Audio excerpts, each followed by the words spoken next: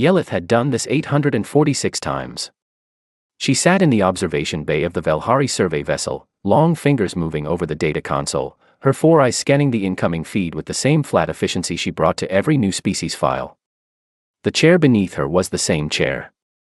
The console was the same console. The galaxy, in her experience, had a way of producing the same civilizations in slightly different arrangements, like it was working from a limited set of ingredients and simply couldn't help repeating itself. Species 3847. Human. She began her log the way she always began it. Clear throat. Steady tone. No unnecessary inflection. Initial survey of species designation human, origin world Sol 3, completed over a period of standard 42 cycles, she said. Civilization tier, emerging. Technology classification, warp-adjacent propulsion, early energy weaponry, carbon-based biology. Social structure, tribal hierarchical with militarized governing bodies. Estimated spacefaring duration, 172 standard years. She paused. Species does not appear remarkable. Subassessor Dren looked up from her own console across the bay. She was younger, barely past her second molt, and she had the habit of tilting her head at things Yelith said, like she was waiting for a follow-up that never came. Does not appear remarkable, Dren repeated. Or isn't remarkable? Yelith did not look up. File the first notation under preliminary observations. We continue with full sensor sweep in cycle 2. Dren tilted her head a little more. Then she went back to her console. The survey vessel, the Verdant Measure, drifted in silent observation orbit 3 full light minutes from the edge of what the humans called their territorial boundary. Yelith had been careful to stay outside it.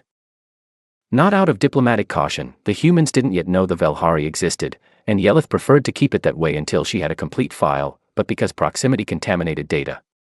She had learned that in her second year of fieldwork. You got too close, the subject changed. You changed. The numbers started meaning things they weren't supposed to mean. Distance was clarity. She had 42 cycles of clean, clear, unremarkable data on the humans. She knew their communication frequencies. Their patrol routes. The locations of 14 confirmed warships and 24 smaller vessels. She knew they had recently concluded a conflict with each other, not with an alien species, with themselves, over a border dispute on their 4th settled world. She had watched them negotiate afterward, loudly and badly, and eventually reach an agreement that satisfied no one and held anyway. She had filed all of it. Neatly. Clinically. Species 3847, she noted in her daily summary, presents no deviation from predicted developmental trajectory for a civilization at this stage of expansion. Recommend continued passive observation for 6 additional cycles before preliminary contact assessment. That was cycle 38. Then cycle 40 happened. Dren found it first. She let out a sound that wasn't standard Velhari, something shorter, sharper, and pulled the feed to the main display before she'd even turned to Yelith properly. Assessor Prime. Sector 7 Oris. The corridor. Yelith crossed the bay in 4 strides. The corridor in question was a narrow lane of navigable space between 2 dense asteroid fields, running through a stretch of territory the Velhari had mapped and quietly claimed as a transit route some 200 years prior. It wasn't advertised. It wasn't marked with any signal a human sensor array at their current development stage should have been able to read. It was simply a useful path, and the Velhari used it, and other civilizations who had achieved sufficient technological maturity eventually found it and were absorbed into the collective's transit network through the standard process. Something was in the corridor. 1 ship. Human origin by the drive signature. A cruiser-class vessel, the humans called them warships, though by Velhari standards they were fairly modest in design. Old hull, by the look of the radiometric readings. Worn. Not new. Yelith ran its registry trace while Dren pulled up the visual feed. The ship resolved on screen, a long, gray body, marked along its side with a name painted in blocky human lettering. The UES Calico Jack. What's it doing in the corridor? Dren asked. Moving through it, Yelith said. But why? I don't know yet. She pulled up the broader sector map. The corridor wasn't just occupied by the human vessel. It was also, as of 17 cycles ago, the staging ground for a Dratheen raider fleet. 7 ships. Mid-range predatory civilization, the Dratheen, experienced, territorial, and in the habit of responding to corridor intrusions with the kind of force that discouraged future intrusions permanently. Yelith stared at the map. 1 human warship. 7 Dratheen raiders. The human vessel was broadcasting no distress signal. No retreat signal. No diplomatic hail to the Dratheen. Not even an identification pulse, which was the most basic courtesy of corridor navigation and the kind of thing every emerging species figured out within their first 20 years of space travel. Nothing. Just a drive signature moving steadily forward. Is it possible they haven't detected the Dratheen fleet? Dren asked. Yelith checked the human vessel's known sensor specifications. Ran the numbers twice. No. So they know. They know. Dren was quiet for a moment. Then, and they're still going. The drive signature didn't waver. No course correction. No deceleration. The Calico Jack moved through the corridor the way something moves when it has decided it is going to move and hasn't found a reason to reconsider. Yelith's fingers went back to her console. She pulled up the human military structure data she'd spent 40 cycles cataloging. Warship classifications. Chain of command. Tactical protocols derived from monitoring their internal communications during the border conflict she'd observed. She had a very thorough file. She looked for the protocol that explained what she was watching. She looked for a long time. There was no protocol in her file that explained what she was watching. Begin recording all sensor feeds, she said. Her voice came out steadier than she felt. Full spectrum. I want everything. Already running, Dren said. And update the species file. To what? Yelith watched the small gray warship move through the corridor. Watched the Dratheen fleet's formation tighten as their own sensors registered the approach. Watched the gap close between 1 side and 7. She had 42 cycles of data on the humans. Neat data. Clean data. Data that said, emerging civilization, no remarkable deviations, predictable developmental trajectory. The Calico Jack crossed the threshold of Dratheen weapons range and did not stop. Yelith paused her dictation. She had no entry for this. She pulled her chair closer to the display. Dren had gone very still on the other side of the bay, both sets of her eyes fixed on the feed. The only sound in the observation bay was the low hum of the Verdant Measure's life support, steady and indifferent, the way the universe tended to be about things that were about to happen. Yelith's file on the humans had 814 individual entries. She opened a new one. She labeled it, Anomalous Behavior, Pending Classification. She left the description field blank. On the screen, the first Dratheen ship fired, the first salvo from the Dratheen fleet was coordinated. That was the word for it, coordinated, meaning it came from 4 ships at once, from 4 different angles, timed to arrive at the same point in space at the same moment, so that whatever was sitting at that point had nowhere to rotate its hull away to. It was a standard Dratheen opening move. Yelith had it documented. The Dratheen had been using it for 400 years because it worked. It hit the Calico Jack full on. The explosion bloomed on the sensor feed in a white-orange wash, and Dren made that short sharp sound again, and Yelith's hand moved to the data console by reflex, pulling up damage projections, cross-referencing hull integrity estimates against the size of the salvo, calculating probable disabled systems, running the numbers on how long a vessel of that class could maintain structural cohesion after an impact of that magnitude. The numbers were not good. Then the fire cleared. The Calico Jack was still moving. It's still moving, Dren said. Yelith did not respond. She was watching the feed. The human ship had taken the hit across its port side. 3 hull sections, visible even at this sensor resolution, were venting atmosphere. Not a little. A lot. Long white streams of it bleeding out into the vacuum like something torn open. The drive signature flickered once, twice, and then steadied. The weapons systems, according to the Velhari's passive read on the energy output, were still active. The Calico Jack kept going. The Dratheen fleet recalibrated. This was also documented behavior. After a first salvo, the Dratheen typically took 11 to 14 seconds to rotate targeting to secondary firing solutions, accounting for the now predictable position of the damaged vessel. Yelith had the timing logged. She had watched them do it to 3 separate civilizations in the past 6 cycles of her survey. 11 seconds. In those 11 seconds, the Calico Jack did something. Yelith leaned forward. What is that maneuver called? Dren asked. I don't know. It's in your file somewhere, isn't it? Human tactical maneuvers, you catalogued. It's not in the file. The Calico Jack had used the impact momentum from the salvo, the physical force of being hit by 4 coordinated energy blasts, and instead of correcting against it, had let it push the ship sideways, rotating on its axis while the drive compensated, and rode the push directly into the inside of the Dratine formation. Right into the center of it. Where the fleet's own targeting systems were not built to look, because no rational vessel ever moved toward the inside of a formation. The defensive envelopes of the 7 ships were designed to face outward. The Calico Jack was now inside their outward-facing defenses, and it was firing. Dren made a sound Yelith had no translation for. 2 Dratine ships went dark in rapid sequence. Not destroyed, disabled, their drive signatures dropping to emergency power levels, their weapons systems cutting out. The Calico Jack moved between them the way water moves between rocks, still bleeding atmosphere from 3 different points in its hull, still venting, still somehow compensating. The remaining 5 Dratine ships began retreat protocols. Yelith recognized retreat protocols.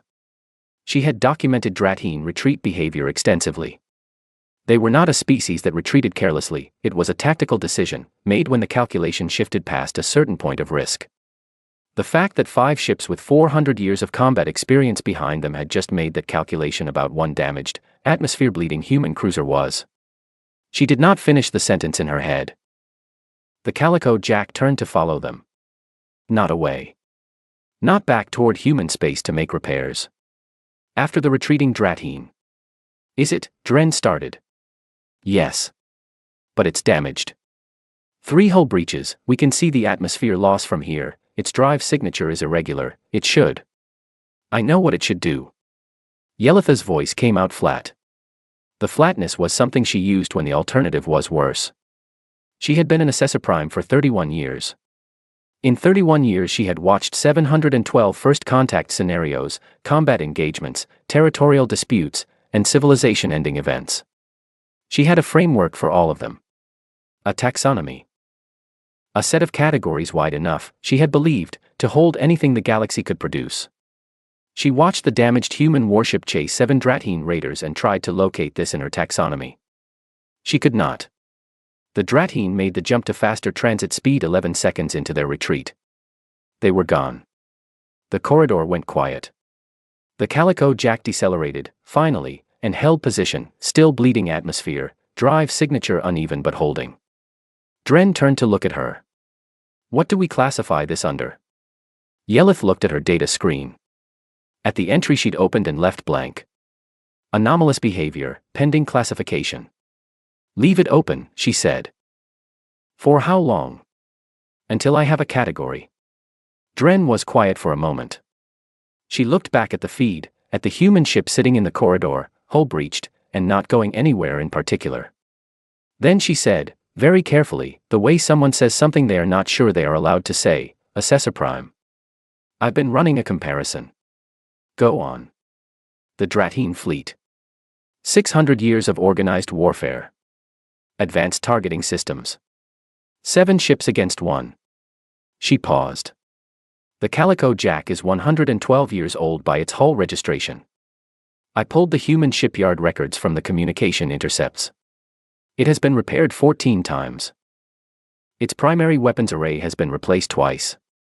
Its drive core is 3rd generation, which by current human standards is considered outdated. Yelith waited. It should not have survived the first salvo, Dren said. Let alone. I know. So how? Yelith looked at the corridor. At the old gray ship sitting in it with its insides showing. At the sensor readings that were still, against everything, showing a functional vessel. She had a great deal of data on the humans. She had communication intercepts and patrol route logs and records of their political arguments and notes on their food and their art and the way they built their cities. She had 42 cycles of thorough, careful, professional observation. None of it explained the Calico Jack. Not the maneuver she had no name for. Not the decision to move into a 7-ship formation with a damaged drive. Not the fact that it had chased them afterward, Atmospheric breach and all, like the damage was a minor inconvenience rather than the kind of thing that ended ships. She pulled up her data on human biology. Average pain tolerance. Physical limitations. Psychological stress responses under combat conditions. She had extensive notes on human fear responses, the way their heart rate elevated, the way their bodies flooded with specific chemicals, the way their performance degraded under prolonged high-stress situations. They were afraid. She knew they got afraid. She had the data. The Calico Jack had kept going anyway. Update the file, she said. Dren pulled up the species entry. What do I add? Yelith looked at the blank classification field. At the line where she was supposed to write something definitive, something that organized this into the existing structure of everything she knew about every species she had ever studied. Outside, the old warship floated in the corridor with its guts open to space. Add this, she said. Standard threat assessment models do not apply. Recalibration of parameters required before accurate classification is possible. Dren typed it. Then she looked up. That's the first time you've ever written that. Yes, Yelith said. In 31 years. Yes. Dren looked back at the screen. At the Calico Jack. At the place in the corridor where the Dratine had been and weren't anymore. Should we hail them? She asked. It was against protocol. Passive observation phase didn't end until the full survey cycle was complete. Yelith had never broken observation protocol in 31 years. She had documented 37 instances of other assessors doing it and filed the discrepancy reports herself. She looked at her blank classification field. Not yet, she said. She sat back down in her chair. She opened a new notation in the file and began to type. She wrote everything she had seen, in order, precisely, without interpretation, the way she had been trained. She got to the part where the Calico Jack didn't stop after the first salvo. She stopped typing. She sat there for a while. Then she wrote, "This does not fit." 3 words. The least scientific notation she had entered in 31 years of fieldwork. She saved the file. She kept watching the corridor. Yelith broke protocol on cycle 41. She told herself it was a data collection decision. She told herself that passive observation had reached its limit and that the logical next step, the professionally defensible next step, was to initiate contact. She told herself this while pulling up the human communication frequencies she had spent 40 cycles documenting. She told herself this while Dren watched her from across the bay without saying a word, which was its own kind of comment. She had drafted first contact hails 846 times. She had a standard format. A tone calibrated to read as non-threatening on most known biological response spectrums. A precise opening sequence designed to establish good faith before the subject had time to react from fear. She sent the hail. Then she waited. The response time on a first contact hail was usually immediate. Most species, on detecting an unknown signal from an unknown vessel, responded within seconds, because the instinct to answer something calling to you was apparently universal across carbon-based life. Yelith had documented it across 412 civilizations. It was one of the most reliable constants in her work. The Calico Jack took 47 seconds. When the feed finally opened, Yelith had her opening statement ready, her tone calibrated, her harmonic register set to the particular frequency her species used for formal diplomatic introduction. She was prepared. The face on the screen was a human male. Mid-40s, by her biological reference charts. Dark hair going gray at the edges.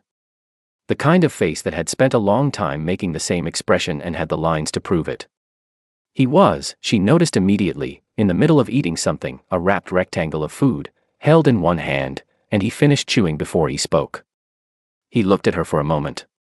He said, "Huh. Didn't know y'all were watching." Yelitha's opening statement dissolved. She recalibrated.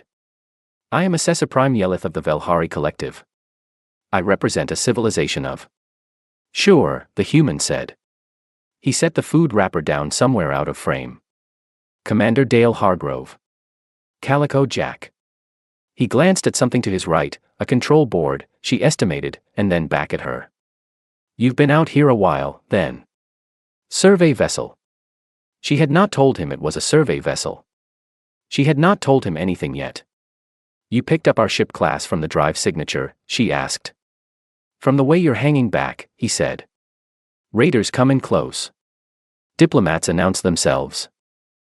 Everything else sits at a distance and watches. He tilted his head slightly. You were watching pretty carefully. Yes, she said. Because denying it seemed pointless. See the whole thing? Yes. He nodded once, like she had confirmed something he already knew. Then he waited, in the particular way of someone who has answered a question and is now letting the other person catch up. Yelith looked at her notes. She had 17 prepared questions for the post-engagement contact scenario. She had written them last cycle, anticipating the moment when she would need to talk to the humans and wanting to be ready. She found the first one. Commander Hargrove.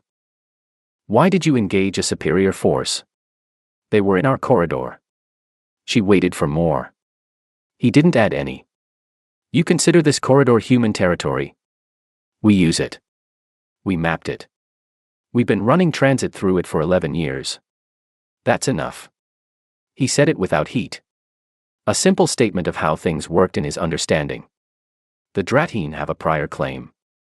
They have used this corridor for. They can come talk to us about it, he said. That's how you work things out. They shot first. You did not attempt communication with them before entering their weapons range. They had 7 ships in our corridor. Anything I sent would have come across as asking permission. He said the last 2 words with a particular flatness, like they tasted bad. I don't ask permission to go where we've been going for 11 years. Yelith made a note. Not a diplomatic note.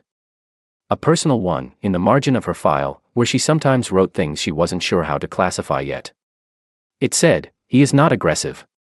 He simply does not recognize the architecture of the situation the way the Dratine do. Or the way I do. Why did you not retreat, she asked, when your vessel sustained damage from the first salvo? We weren't done. 3 words. She wrote those down too. Your hull sustained 3 significant breaches. Your drive signature was irregular. Standard combat assessment would suggest. Priya said we were fine. Yelith stopped. Who is Priya? My engineer. She assessed the damage and determined the vessel was still combat capable. She said, and I'm quoting here, she can take it, don't stop. Something moved at the corner of his mouth, not quite a smile, something smaller and quieter than that. We didn't stop. Yelith looked at her notes. She looked at the sensor data she had recorded. She looked at the 17 prepared questions on her screen and then she put them aside, because she was realizing they were the wrong questions, built on the wrong assumptions, and if she kept using them she would come out of this conversation with an answer that fit neatly into her existing file and told her absolutely nothing useful. She asked the question underneath the questions. Commander. How did you execute that maneuver? The one where you used the impact force to move inside the Dratine formation. There is no record of that maneuver in any tactical database I have access to. He looked at her steadily. It's not in a database. Then where does it come from? Priya had a feeling. The observation bay was very quiet. Yelith was aware of Dren, behind her, having gone completely still. Your engineer, Yelith said slowly, had a feeling. About where the ship needed to be. Yeah. And you based a combat decision, in a 7-to-1 engagement, on your engineer's feeling. I base a lot of decisions on Priya's feelings about the ship, he said. She's usually right. Yelith looked at him. At the calm, worn face. At the men who had, an hour ago, piloted a damaged century-old cruiser into the center of a Dratine formation because his engineer had a feeling, and had come out the other side. She asked the question she had been building toward since the first salvo. The one she had run the numbers on 4 times and gotten the same answer every time. Commander Hargrove. Your species has been in space for less than 200 years. The Dratine have been a martial civilization for 600.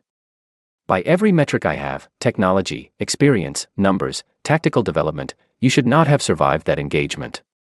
He looked at her for a long moment. The corridor was quiet around the battered hull of the Calico Jack. Yeah, he said. He said it like it was the most natural thing in the world. Not proud of it. Not surprised by it. Just, yeah. Like she had pointed out that the sky was a particular color and he was confirming it. I know, he added. And then he waited for her next question, patient and unhurried, a man sitting in the command chair of a ship with its hull open to space. Yelith had no next question.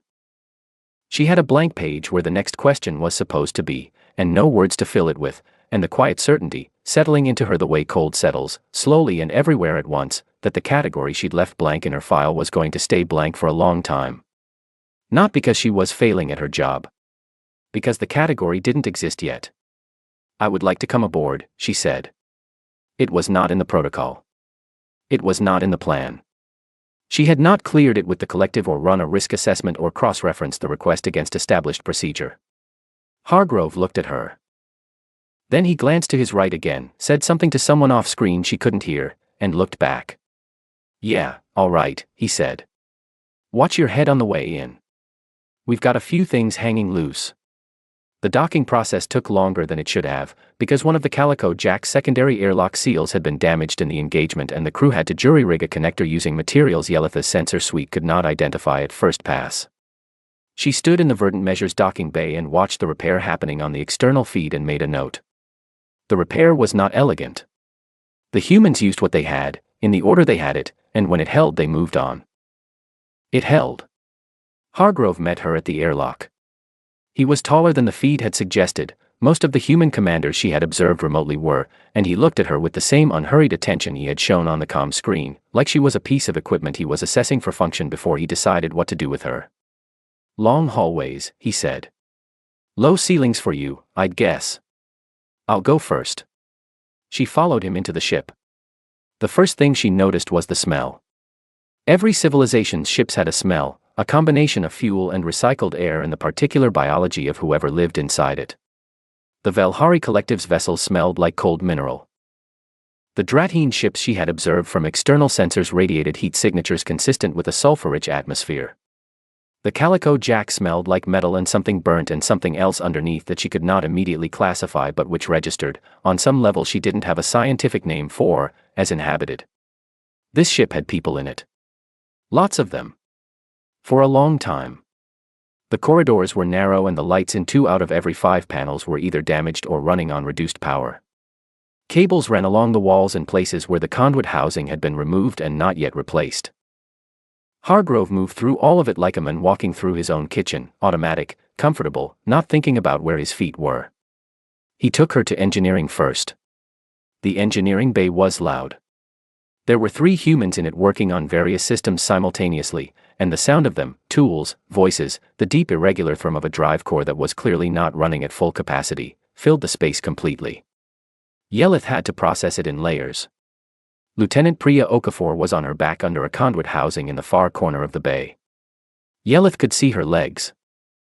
Her voice was audible above everything else, not because she was loud but because she was speaking in a particular sustained way, low and steady, like someone reading aloud to a child. "Come on," she was saying. "Come on, baby, just give me that last 12%. You've got it. You've had worse than this. Remember Kepler Station? This is nothing compared to Kepler Station." Yelith looked at Hargrove. "She's running diagnostics?" Yelith asked. "She's talking to the ship," Hargrove said. "The ship? The drive core? The whole ship, sort of. She does it when she's working." He paused. "It helps." Yelith looked at the legs sticking out from under the conduit housing. At the hands that had just appeared beside them, holding a tool she didn't recognize. At the steady stream of encouragement being directed at a machine. "The ship cannot hear her," Yelith said. Hargrove looked at her with the expression she was beginning to recognize, the one that was not quite a smile and not quite disagreement but existed in the space between them. "The drive output has gone up 4% since she started," he said. Yelith made a note. The medical bay was quieter, which was relative. It was quiet compared to engineering in the way that a room with 4 injured people and 1 doctor was quiet when the doctor in question was moving through it with complete economy, doing 3 things with each pass between the beds, wasting nothing. Dr. Nora Finch was shorter than she had looked in the personnel files. She was also, simultaneously, treating a burn injury on 1 crew member's arm, monitoring the readouts on a 2nd crew member who appeared to be unconscious, and eating from a container of something with a small spoon held between 2 fingers of her left hand. She had a paper document, printed, physical paper, open on the side counter, and her eyes moved to it between each patient. She glanced up when Yelith entered. "You're taller than I expected," she said. Then she went back to the burn wound. "I have some questions about crew health status following the engagement," Yelith said. 4 injuries. 1 serious, stable. 3 minor, going home. Finch didn't look up. "None of them are dying. I'd tell you if they were. The stress response on human biology during a combat engagement of that. They'll sleep it off." She moved to the next bed, checking the readout. "The ones who won't talk about it never do, and the ones who will talk about it will talk too much for about 2 days and then they'll be fine." She glanced at Yelith again. "First time seeing humans?" "First direct contact, yes." "We're a lot," Finch said. "Give yourself a day." Yelith was not entirely sure what that meant. She made a note anyway. Hargrove led her back into the main corridor. They passed a junction where 2 crew members were rerouting something through the wall panel, talking to each other in the shorthand of people who had done the same thing in the same spot before. They barely glanced up. Then, at a junction 3 corridors from the observation deck, she nearly walked past him. Ensign Caldeering was sitting on the floor. Not injured. Not working. Not waiting for anything visible. He was sitting with his back against the wall and his eyes closed, feet flat on the floor in front of him, hands loose in his lap. He looked young, younger than most of the crew she had seen, which was a meaningful comparison given how young they all seemed by Velhari standards. Yelith stopped. She ran a rapid scan with her personal sensor array. No injury. Stable biosigns. Not unconscious. Not in distress. Just sitting on the floor. She looked at Hargrove. He made a small motion with his hand. "Give it a moment." She stood there. After 93 seconds, Deering opened one eye. He looked at her. She looked at him. He closed his eye again. She stayed where she was, with the specific discomfort of someone who has all the data for a situation except the most important piece. After another 40 seconds he opened both eyes, put his hands on the floor, stood up, straightened his uniform jacket with 2 short pulls, and walked back down the corridor in the direction of his post without a word. She watched him go. "Is that a standard recovery protocol?" she asked. Hargrove thought about it. For him, yeah. Pretty much. The last place Hargrove took her was small. A room she had not been able to identify on the ship's design schematics she had pulled from the human shipyard records, because it was not on those records, she realized, which meant it had been added later, by the crew, not by the people who built the ship. It was a narrow alcove off the main corridor near the ship's bow, with a single wide viewport looking out at the stars. Hargrove was there already in the sense that he seemed to belong there. He stood at the viewport with his arms loose at his sides, looking out, doing nothing in particular. "What is the purpose of this room?" Yelith asked. "Looking at stuff," he said. She looked at the viewport. At the stars beyond it. At the men looking at them. "You come here frequently?" "When I can." "During active operations?" "After." He was quiet for a moment. "Sometimes during." She stood behind him and looked at the same stars. She had looked at stars for 31 years. They had never struck her as something to come to a specific room for. They were navigational data. Background. Constant. She looked at what he was looking at, and she could not tell what he was seeing that was different. She asked him, finally, the question she had not been able to fit into the data. The one that sat underneath all the other questions. "Commander Hargrove. Are you afraid?" He didn't answer immediately. He kept looking at the viewport. The stars were the same stars they had always been, old light from old places, indifferent. "All the time," he said. He said it plainly. No apology in it. No performance. Just a fact laid down the way you lay down a tool when you're done with it. Then he added, "Doesn't really slow us down, though." Yelith stood there. The room was quiet. The ship hummed around them with its damaged drive core and its 3 open hull breaches and its engineer who talked to it and its doctor who ate during surgery and its young ensign who sat on floors until he was ready to stand up again. She stood there and let it sit in the room with her. She did not name what she was feeling. She did not know if her species had a name for it. Something that was not fear and not admiration and not confusion, but was built out of all 3, sitting heavy and unresolved in her chest. She left it there. She did not explain it. She just stood in the small room with the men looking at stars and felt it, unnamed and unresolved, which was not something she had ever done in 31 years of fieldwork. She made no note of it. Some things, she was beginning to understand, didn't fit in notes. She sat down to write the report on cycle 43.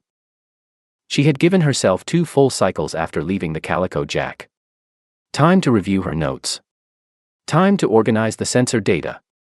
Time to let the professional part of her brain, the part that had done this 846 times before without difficulty, reassert itself over whatever the other parts had been doing since she stood in that small room looking at stars. It helped, and it didn't help, and she began the report anyway. The standard format was a familiar structure.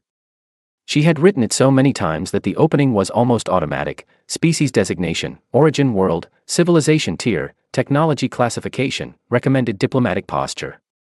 8 fields. Clean. Organized. The whole encounter summarized and filed and sent to the collective, who would review it and add species 3,847 to the registry, and that would be that. She filled in the first 3 fields without difficulty. Species designation, human. Origin world, Sol 3. Civilization tier, she stopped there. The Velhari Collective used a 12-tier classification for spacefaring civilizations. She had applied it 846 times. It ran from Tier 1, pre-spaceflight, no extraterrestrial contact, up through Tier 12, which was reserved for civilizations that had achieved the kind of presence in the galaxy that made other civilizations reorganize their own behavior in response. The humans were 172 years into space travel. By that measure, Tier 2, possibly Tier 3. Early emerging. Not remarkable. The kind of civilization you noted, monitored for 2 centuries, and invited to a diplomatic summit when they were ready for it. She looked at the field. She thought about the Calico Jack in the corridor. She left the field blank. Dren came in while she was on field 4. Yelith heard her cross the bay, heard her settle at her console, heard the small sounds of someone trying to work quietly because they could see someone else was doing something important. She did not look up. After a while Dren said, very carefully, "How is it going?" "I don't know yet," Yelith said. Dren let the silence sit. That was, Yelith had decided over 43 cycles of working with her, one of the sub-assessor's better qualities. She got to the threat assessment field. This was typically the most important one. It was the field the collective acted on most directly, the one that shaped resource allocation and border policy and diplomatic priority. She had a standard range of designations: negligible, minor, moderate, significant, critical. She looked at it for a long time. The Calico Jack had been one ship. One old, damaged, inadequately shielded ship with a century-old hull and a drive core being coaxed along by an engineer talking to it. And it had walked into 7 Dratine ships and walked out. Not because the technology was superior. It wasn't. She had the numbers. Not because the crew was superhuman. They were not. They bled when cut. They got tired. They sat on corridor floors when the weight of something got too heavy for a moment. They walked back to their posts anyway. She typed into the threat assessment field, "Standard models do not apply." Then she opened the addendum.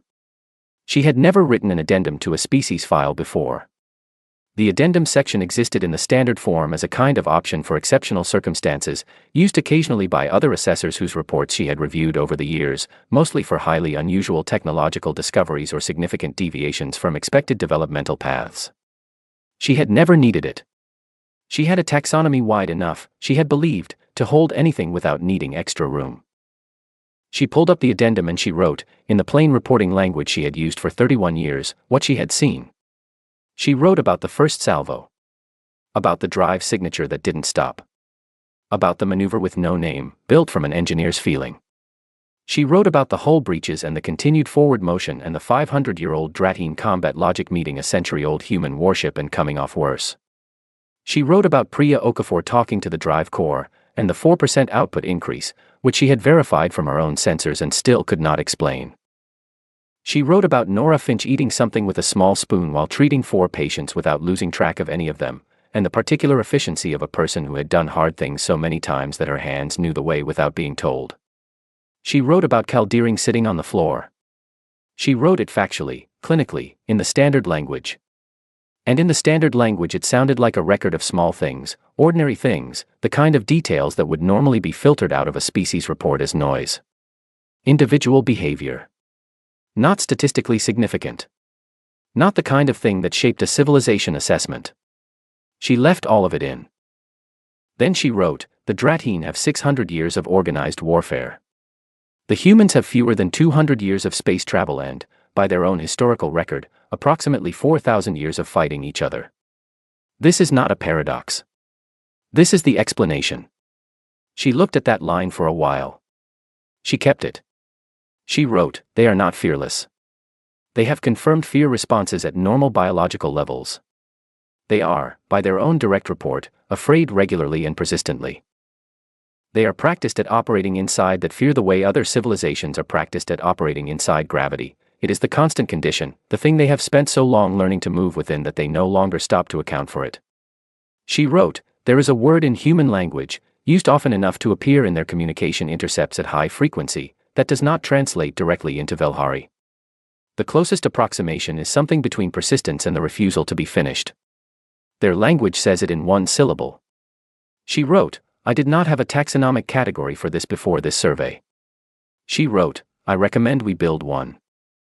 Dren came around to her side of the bay at some point. Yelith registered it without fully registering it, the way you register a change in light. She read over Yelith's shoulder for a while. She didn't say anything. Yelith kept writing. The recommended diplomatic posture field. She had standard language for this too: approach with caution, approach with interest, approach as equals, defer and monitor. 846 reports. She had used all of them. She wrote, approach with honesty and significant preparedness. They will not be impressed by ceremony. They will not be managed by it either. They respond to directness. They respect demonstrated competence more than demonstrated authority. They are not aggressive by default.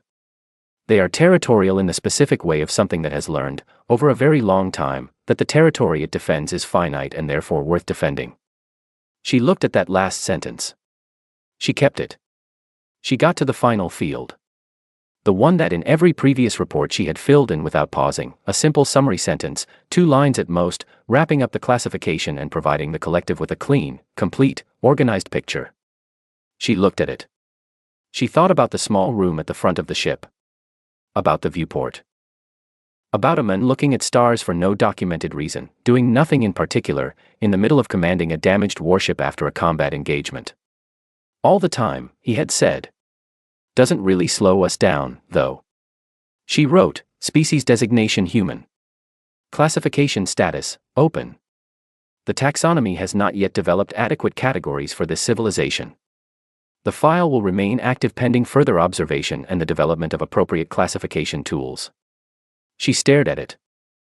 Then she added, in the small personal notation space at the bottom that collective regulations technically reserved for operational context but which she had used, over 31 years, for the observations that didn't fit anywhere else. The blank field is not a failure of observation. The observation was complete. The blank field is an accurate reflection of where our understanding currently ends and something larger begins.